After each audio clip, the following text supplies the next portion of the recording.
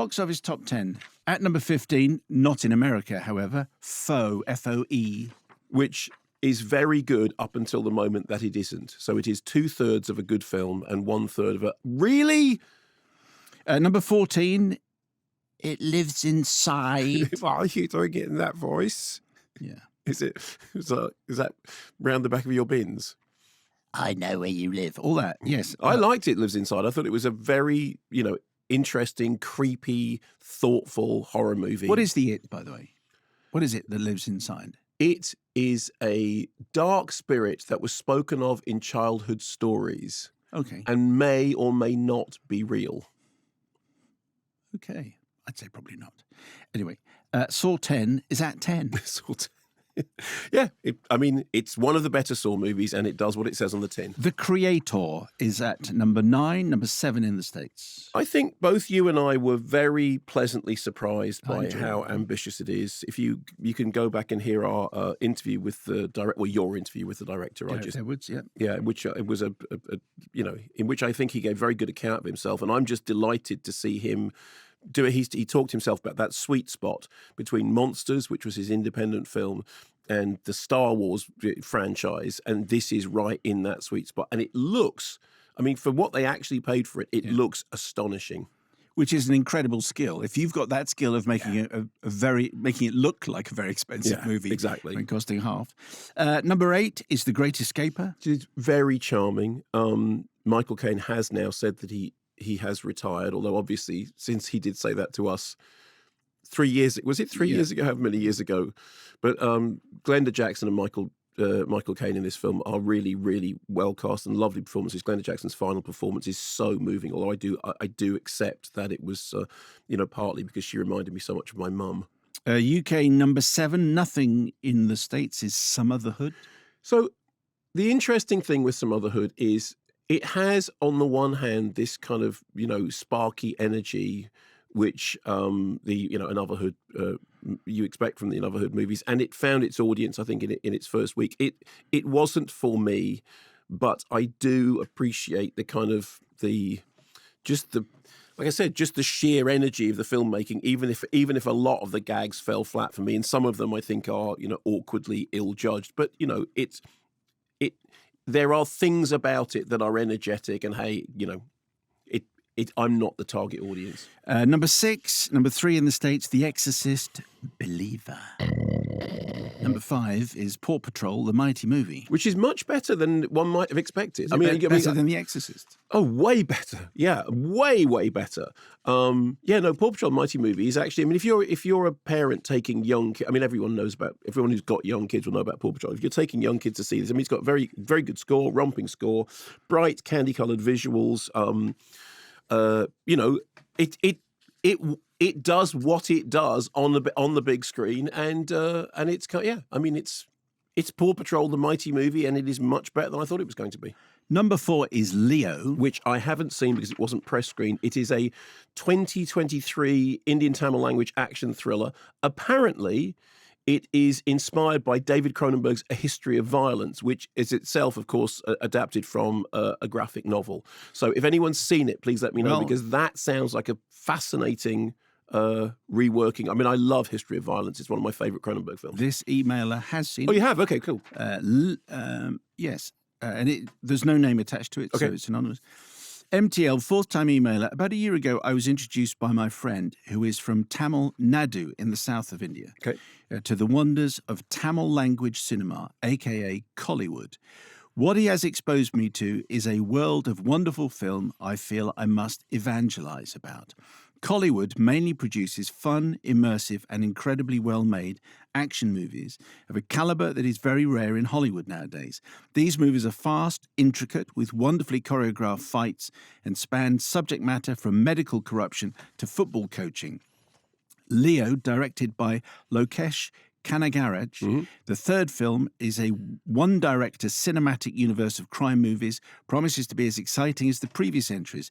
It stars Vijay, Tamil Nadu's answer to Tom Cruise. I believe it will have a limited cinema release in the UK, so I highly encourage Mark to see it. Well, it's gone in straight in at number 4, and so it is done pretty solidly. And as I said, not press screen. So, I mean, I'm just intrigued because of this connection with A History of Violence, which I think is a terrific film. So, you know.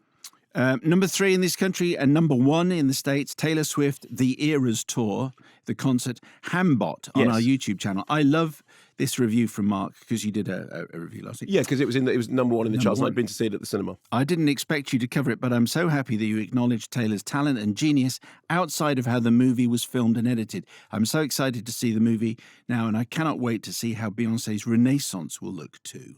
Anyway, so I mean, does anybody doubt Taylor Swift's talent? I don't think so. I mean, isn't she kind of now? I'm sorry, forgive me for my very arcane old pop references. Isn't she now in the place that Madonna was in the 90s? You know, the conqueror of all universes and respect. You know, somebody who started out, people thought, oh, this is pop, but by the time you get to this, isn't she now in that kind of Madonna queen of all that she surveys role? I don't think anybody thinks that she's not brilliant, do they? Do they?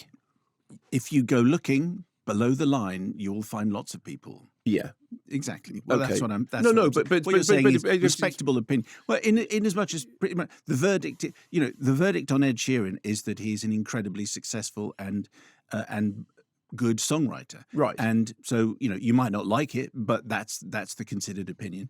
And I think most people go, it might be for me, it might not be for me. Taylor Swift is a genius. So I think that's pretty much where everyone is. And clearly the film has been made as a film and not just a televised concert. Oh yeah, no, I mean it is a cinematic, swirling cinematic experience, and of course it made headlines because of the fact that after the big studios went, I'm not really very interested in that, they went direct to the cinemas and then suddenly took a ton of money. So it's up there with ABBA the movie, is what you're saying. ABBA the movie is not a good movie. I mean, that's the weird thing about ABBA the movie is, despite the fact that it's ABBA, that whole rubbish conceit of the journalist following them round so that he can get to interview them and failing and therefore having to go, and when he finally does it, get to ask it's not a good movie.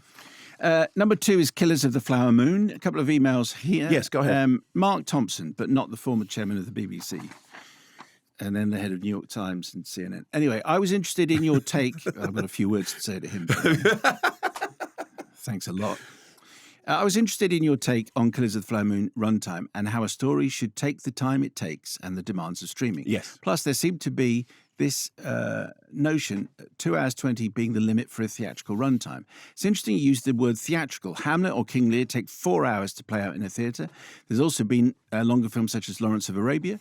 Plus, audiences were clearly happy to sit through Oppenheimer and Avatar 2. I think the media and critics banging on about it being 3.5 hours long suggests that that's a bad thing. This will put audiences off. Have you considered that Scorsese might be kicking back at the notion that audiences have lost their attention span? Cinema weaned itself off intervals, the break in the action for toilet trips and snack refills, but now audiences actively avoid cinema because of streaming. I love the film, and so did my 16-year-old daughter, who has no issue with long films. She preferred Oppenheimer to Barbie, although loved both, and treated her friends to a trip to see Oppenheimer in IMAX the day it came out. It didn't feel that long, but then time isn't an issue for me. The cost of cinema these days means I don't go as often, so a 3-hour plus Scorsese film sounds great, and value for money too. Thank you, Mark Thompson, but not that one. And David in Sheffield, I'm a little baffled, if one can be a little baffled, because you either are baffled or not, at the 5-star reviews the film seems to be receiving. The narrative thread running through the film was flimsy at best, with most of the plot having been outlined in the various 3-minute trailers seen over the last 6 months. De Niro's Bill Hale is a one-dimensional villain, and DiCaprio's Ernest flops between dim-witted and street-smart, depending on what the plot needs at any given moment. Given the title and scope of the book that the film is based on, Jesse Plemons' arrival comes far too late and is a little more than a Deus Ex Machina device to bring everything to a close. There is very little jeopardy to the scheming and investigation. Basically, everything proceeds as Hale wishes until it just doesn't. Similarly, little is made of the conflict that Ernest must feel as he is pulled in 2 directions. Ultimately, this is a 3-star film that happens to have been directed by a beloved filmmaker, so people seem unable to see its very obvious shortcomings. Still, at least it was better than The Irishman. If I can say a couple of things, I think Lily Gladstone is absolutely terrific in the film. I think it's an important and clearly heartfelt story. As Thelma Schoonmaker will doubtless tell you, it did become a real labour of love for Scorsese. I think that the soundtrack, the Robbie Robertson soundtrack, with that kind of pulsing, almost sort of bluesy thing going on underneath, works really well. One thing I do want to say on the subject of the length is that I talked about the fact that we have to have a conversation about the relationship between length as demanded by streaming services. This has Apple behind it, and as demanded by theatrical. There was a couple of things on the video of some people saying Mark Kermode just went on about the length. I stopwatched this. The review, of course, you did. The review is 10 minutes and 6 seconds long, and in total, every single word that has anything to do with the length of the film, all added together, come to 2 minutes 56.8 seconds. So that is 72% of the review was not about the running time, and 28% of it was. Told you not to read those. Get a life. Why do you read those comments? I was on a train. Could I read a newspaper? Anyway, also, Mark Scanlon, The Killers of the Flower Moon, is beautifully shot, brilliantly acted, tells an important story. Yes, it is slow in places, but I think it needed to be. I love how it sometimes lingered on aspects of the Osage tribe's tradition and culture rather than just rush to the next movement in the story. Anyway, the number one movie this week, not out in America, is Trolls Band Together. Mike, who's a bass player and alumnus of the University of Manchester. Is it me? No, it's Mike. Okay. But anyway, he's clearly saying that for a reason. Long-term listener, many times emailer, once read out by super sub Ben Bailey-Smith. In case you need one, here's my review of Trolls Band Together. As Mark says, it is a brash, in-your-face assault on the auditory and visual senses. It is fast-paced with zippy dialogue, as colourful as an explosion in a paint factory and full of thumping pop songs. We went as a family. My daughter enjoyed it as much as she enjoyed the previous film. My wife enjoyed all the boy band references, and I enjoyed it because they did, and it's good fun. Let's be honest, if you're going to see a Trolls movie, you must have a good idea what it's going to be like by now. Thanks for all the years of entertainment from you and the excellent production team. There you go. When I was in Bergen at the film festival, they said, and so what are you looking forward to seeing whilst you're here in Bergen? And I said, well, I just walked past the cinema and I was delighted to see that the Trolls movie is playing. And they went, because apparently Trolls jokes don't go down that well in Bergen. Oh, you just thought it was Heartland. Yeah, it is Heartland. You make Trolls jokes at your peril. Okay. There are correct Trolls jokes. When we did the trip on the fjord, the guy said, and if you see up in the mountains, the things that look like electric pylons, they're not. They are... Is he French, the guy? He's French, yeah. They are, he was Werner Herzog. They are electric fences to keep in the trolls. Very good. So that's the number one movie. So but obviously, if you're in Norway, don't make Trolls jokes. That's the lesson. Or at least you have to make Norwegian Trolls jokes. Don't do what I did. Tell it in Norwegian. Thanks very much for watching this video. I hope you enjoyed watching it as much as we enjoyed making it. While you're here, check out all the other videos because they're cool too, aren't they? Yeah, and if you want to keep up to date with everything Kermode and Mayo's Take, then check out our social channels. I mean, why wouldn't you? I mean, I would. I have done. Excellent.